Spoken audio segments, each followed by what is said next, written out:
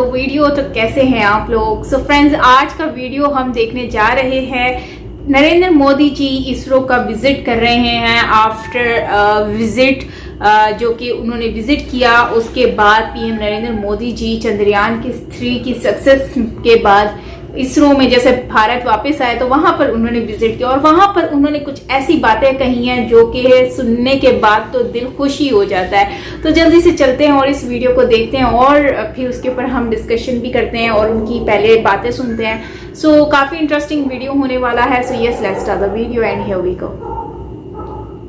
Sir, जब पूरी दुनिया में इस टाइम मून वॉक की बात हो रही है, जो चंद्रयान 3 वहां पे गया, वहां से वो फुटेज प्रॉपर जो सा वो इसरो को भेजा और पूरी दुनिया में वो वायरल हो रही है। अभी 30 सेकंड का क्लिप भेजा गया जो वायरल हुआ। पूरी दुनिया में मून वॉक की बात हो रही है, जबकि पाकिस्तान में भी वॉक तो हो रही है, लेकिन गुर्बत से तंग आकर रोड के ऊपर लोग वॉक करने पे मजबूर है, एहतजाज करने पे मजबूर है। इंडिया के प्राइम मिनिस्टर नरेंद्र मोदी जी ने एक स्टेटमेंट दिया। उन्होंने ये बोला है कि हमने चांद पे तिरंगा लहराकर दुनिया को एक मैसेज दिया है, इंडिया की कैपेबिलिटी के बारे में बताया है। तो सर क्या कहेंगे, दुनिया अब मान चुकी है इंडिया की कैपेबिलिटीज को?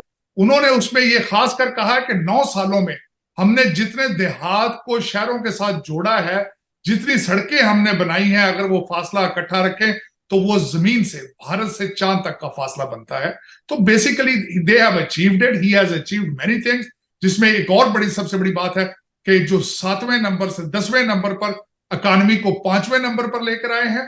और उसके बाद ये चंद्रयान 3 के बाद अब सोचा जा सकता है, मोदी साहब ने अगले दिन जो लाल किले पे खड़े होकर गारंटी दी थी कि ये मोदी की गारंटी है कि हम इसको अगले 5 सालों में भारत की इकॉनमी 3रे नंबर पर ले आएंगे। तो उनकी गारंटी सच होती नजर आ रही है, क्योंकि इस पे ये जो चांद पे जो चंद्रयान 3 उतरा है, इससे पहले रशियन जो कि पहले चांद के ऊपर जा चुके हैं, उनका लूनर 3 जो था वो नाकाम हो चुका था। और $75 मिलियन में चांद पर जाना, उसका दूसरा सबसे बड़ा फायदा ये होगा कि स्पेस ट्रैवलिंग सारी जो है पूरी दुनिया से भागकर इंडिया चली जाएगी। इस वक्त 2 कंपनियां जो हैं वो स्पेस के ऊपर कमर्शियल ट्रैवलिंग शुरू कर चुकी हैं। एक रिचर्ड ब्रैंसन की कंपनी है और दूसरा जो टेस्ला वालों की कंपनी है, और वो बहुत ज्यादा पैसे मांगते हैं। आगे कमर्शियल स्पेस ट्रैवलिंग जो होगी वो भारत से होगी, उसका सबसे बड़ा फायदा होगा। और दूसरा इसका तीसरा सबसे बड़ा फायदा यह है कि भारत की जो ह्यूमन रिसोर्स है, जो उनके लोग डायस्पोरा दुनिया में जहां जहां काम करते हैं, उनकी ना सिर्फ इज्जत बढ़ी है, उनकी क्रेडिबिलिटी बढ़ गई है कि जो उनकी एजुकेशन है इंडियन इंस्टीट्यूट ऑफ टेक्नोलॉजी से जो वो लेकर आते हैं, that is a world class education. एक तो उसको बूस्ट मिलेगी, भारत की जो प्रोडक्ट्स दुनिया में जा रही हैं उनकी क्रेडिबिलिटी बढ़ेगी। और जो मैंने पहला अर्ज किया है कि जो नेशनलिज्म की वेव एक आएगी, वो भारत को खींचकर, मैं समझता हूं कि it will bring very next to the China and USA और अमेरिका में। आपको पता है आजकल जिस तरह के हालात चल रहे हैं, इसका फायदा भी भारत उठा रहा है। और उसमें भी चंद्रयान का जो वहां लैंड करना है, it is already have taken India to the next level. मैं समझता हूं कि ये इस वक्त, मैं पहले भी चौधरी साहब आपके प्रोग्राम के वसात से कहता हूं पाकिस्तानी देखने वालों को कि खुदारा आप मोदी मॉडल जो है उसको कॉपी करने की कोशिश करें, नेशनलिज्म की तरफ तवज्जो दें। इस वक्त आपका कोई इंस्टीट्यूशन पाकिस्तान में काम नहीं कर रहा। आप बजाय अमेरिका और भारत भागने की बजाय आप इंडिया के मॉडल को कॉपी करने की कोशिश करें ऐसे। और सर, बड़ी तादाद में अब लोग ये बात कहते नजर आ रहे हैं कि भाई नो डाउट इंडिया के प्राइम मिनिस्टर ने इंडिया के लिए, इंडिया की पब्लिक के लिए बहुत से ऐसे काम किए हैं। इंडिया को उन्होंने जमीन से आसमान की बुलंदियों तक पहुंचा दिया है। इंडिया के तिरंगे को पूरी दुनिया में एक नई और एक मतलब बावकार पहचान दी है। सर, आपने भी बात की इकोनॉमी के हवाले से, आपने भी बात की स्पेस स्टॉक के हवाले से। तो जब चंद्रयान 3 लैंड करने वाला था, क्योंकि पूरी दुनिया की तरह मेरी भी नजर थी चंद्रयान 3 की लैंडिंग पे, आप भी डेफिनेटली देख रहे होंगे, पूरी दुनिया एक्साइटेड थी। तो उससे कुछ ही मिनट पहले स्पेस स्टॉक की अगर बात करें, 2.5 बिलियन का इजाफा हुआ था। और इतना बड़ा इजाफा अगर देखा जाए, इसका मतलब है ट्रस्ट किया जा रहा था इंटरनेशनल लेवल पे इंडिया के ऊपर, इंडिया की टेक्नोलॉजी के ऊपर, या फिर चंद्रयान 3 के ऊपर। ऑफ कोर्स मैं समझता हूं कि इस वक्त it's a big day for India, it's not for India. मैं तो समझता हूं, एक खास कर जो बात करना चाहूंगा कि चंद्रयान 3 ना कोई हिंदू ये था ना, उसका कोई मजहब सिख था, ना को वो मुसलमान था, भारतीय था, साउथ एशियन था। मैं समझता हूं कि हर साउथ एशियन को इस पे फख्र होना चाहिए, और खासकर इन ना सिर्फ इसने भारत को लिफ्ट किया है, पूरे साउथ एशिया को, जिसमें हम भी शामिल हैं, पाकिस्तान भी शामिल है, अफगानिस्तान शामिल है, ईरान शामिल है, इनको अपलिफ्ट किया है कि we are educated people who can deliver. तो इसको सेलिब्रेट करना चाहिए पाकिस्तान की तरफ से, पाकिस्तानियों की तरफ से। भारतीय जो है उनको इंडियंस को मुबारकबादें देनी चाहिए कि इट्स अ बिग अचीवमेंट, क्योंकि अब ये पॉसिबिलिटी हो चुकी है कि अगर इंडियन जा सकता है चंद्रयान 3, तो कल को हो सकता है पाकिस्तान का कोई भी ये भी जा सकता हो। आपके पास टैलेंट मौजूद है, आप जरा करप्शन से तवज्जो हटाएं तो you can reach to the moon as well. ऐसे ही है। और डेफिनेटली सर, पाकिस्तान में किसी ने मिठाई बांटी है, खुशखबरी मतलब इस खुशी की खबर के ऊपर अप्रिशिएट किया इंडिया को या नहीं, लेकिन हमारे चैनल पे प्रॉपर बाजार में जाके सर मिठाई बांटी गई है। शायद आपने वो वीडियो देखी और बहुत ज्यादा वायरल है, मिलियन की तादाद में लोगों ने देखी है। सर अगर बात करें कि दुनिया की जो भी सुपर पावर होती है, सबसे पहले उसे अपना लोहा मनवाना पड़ता है टेक्नोलॉजी में। चाहे हम अमेरिका की बात करें, चाहे हम रशिया की बात करें, एक टाइम में टेक्नोलॉजी में पहले वो सुपर पावर बने, उसके बाद वो इंटरनेशनल लेवल पे खुद को उन्होंने सुपर पावर डिक्लेयर किया। क्या इंडिया भी सुपर पावर की दौड़ में टेक्नोलॉजी वाइज या इकोनॉमी वाइज नजर आ रहा है? आपको लगता है आने वाले टाइम में सुपर पावर मतलब जो टॉप 3 सुपर पावर्स होंगे उसमें इंडिया भी होगा?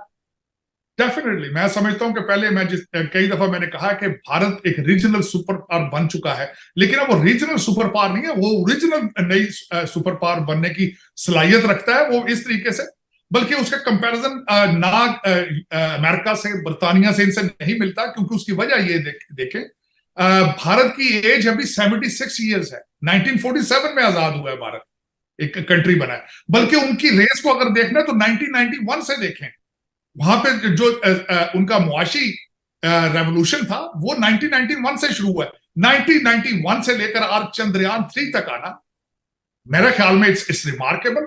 ये ना सिर्फ आपको पढ़ना चाहिए, पूरी दुनिया पढ़ेगी इसको फ्यूचर में।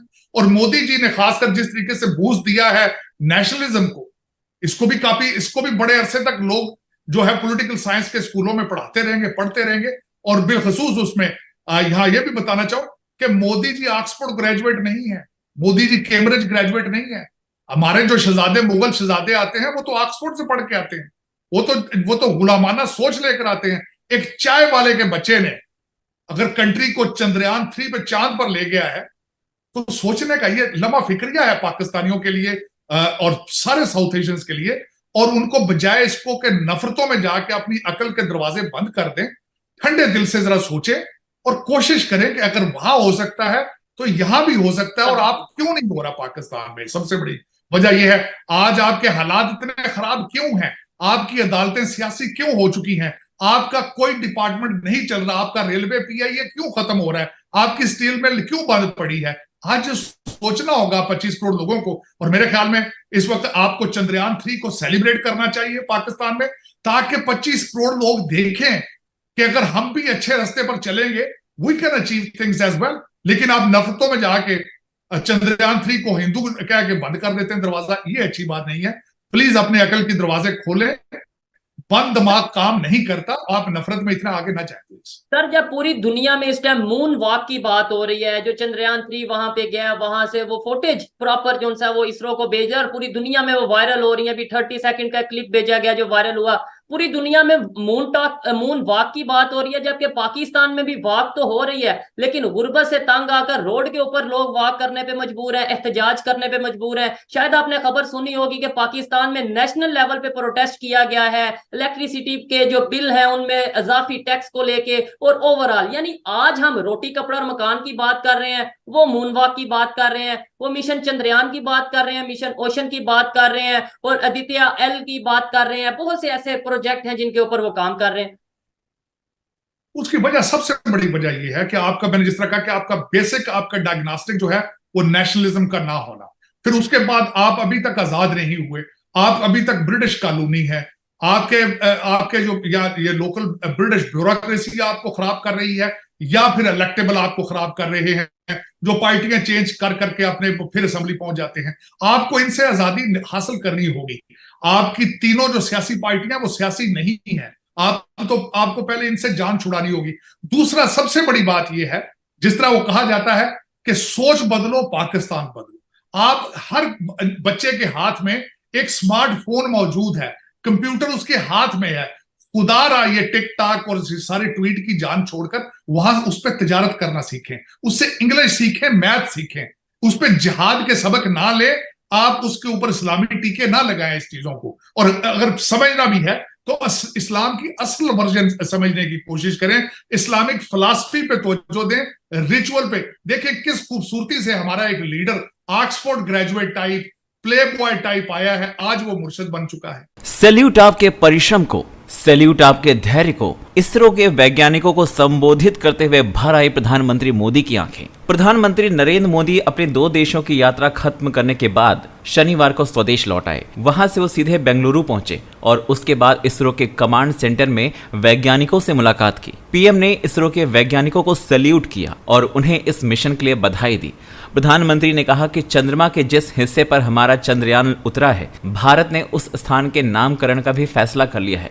जिस स्थान पर चंद्रयान 3 का मूल लैंडर उतरा है, अब उस पॉइंट को शिव शक्ति के नाम से जाना जाएगा। उन्होंने कहा, चंद्रमा के जिस स्थान पर चंद्रयान ने अपने पद चिन्ह छोड़े हैं, वो पॉइंट अब तिरंगा कहलाएगा। ये तिरंगा पॉइंट भारत के हर प्रयास का प्रेरणा बनेगा। ये तिरंगा पॉइंट हमें ये सीख देगा कि कोई भी विफलता आखिरी नहीं होती।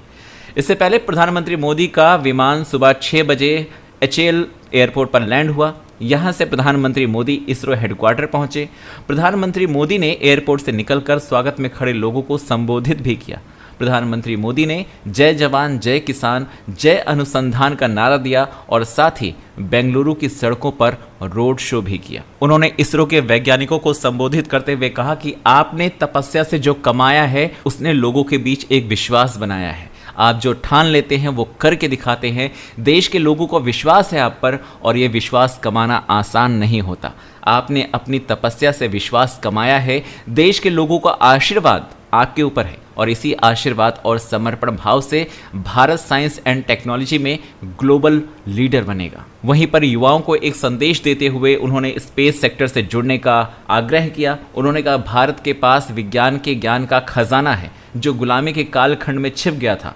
आज़ादी के अमृत काल में हमें उस खजाने पर रिसर्च करनी है और उसे निकालना है।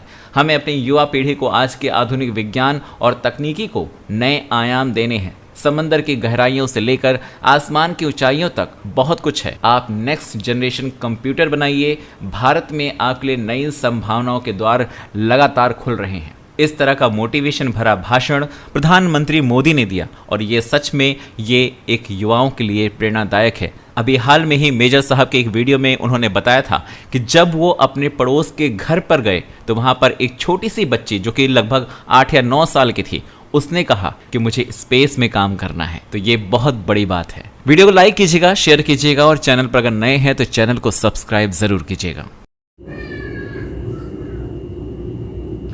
ओके फ्रेंड्स, ये था आज का वीडियो। नरेंद्र मोदी जी ने विजिट किया है चंद्रयान 3 के सक्सेसफुल मिशन के बाद। आज वो जब जो है वो आए हैं वापस अपनी कंट्री में, ग्रीस से, तो उसके बाद उन्होंने अपनी जो इसरो की टीम है, वैसे भी वो जब वहां पर मौजूद थे ग्रीस में, तो उन्होंने ये कहा था कि मैं जब भारत वापस लौटूंगा तो मैं आप लोगों से मीटिंग करूंगा, मैं आपसे मिलूंगा आकर और आप लोगों से अपनी खुशी का इजहार करूंगा। तो वही चीज जो है वो मोदी जी की नजर आई कि वो जैसे ही आए, और ये एक्सपेक्टेड था कि वो जैसे ही आएंगे वो डायरेक्टली इसरो की टीम से मिलेंगे और अपनी खुशी का इजहार भी करेंगे और उनको अप्रिशिएट भी करेंगे, क्योंकि ऐसा कभी हुआ नहीं है कि इंडियन प्राइम मिनिस्टर जो है नरेंद्र मोदी जी, वो जब भी कोई अच्छा काम होता है या भारत का नाम फख्र से रोशन होता है तो वो उनको अप्रिशिएट ना करें, ऐसा कभी पॉसिबल नहीं हुआ। तो बहुत ही अच्छा लगा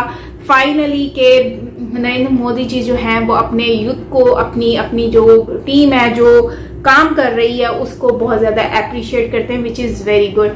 सो फ्रेंड्स, मोदी जी की जो अल्फाज हैं वो बातें मुझे सुन के बहुत अच्छा लगा कि जहां पर भारत का ये चंद्रयान 3 पहुंचा है वो जगह कोई खास, बहुत ही खास है, कोई आम नहीं है, और उस जगह का नाम भी अब जो है वो भारत ही डिसाइड करेगा और अपना तिरंगा भी लहराएगा। कभी किसी ने ये सोचा नहीं था कि तिरंगा जो है वो चांद पर लगेगा जाकर। मतलब जाहिर सी बात है, एक ख्वाहिश थी, लोगों का सपना था, लेकिन आज वो ख्वाहिशें और सपने पूरे होते हुए नजर आ रहे हैं, बल्कि हो चुका है।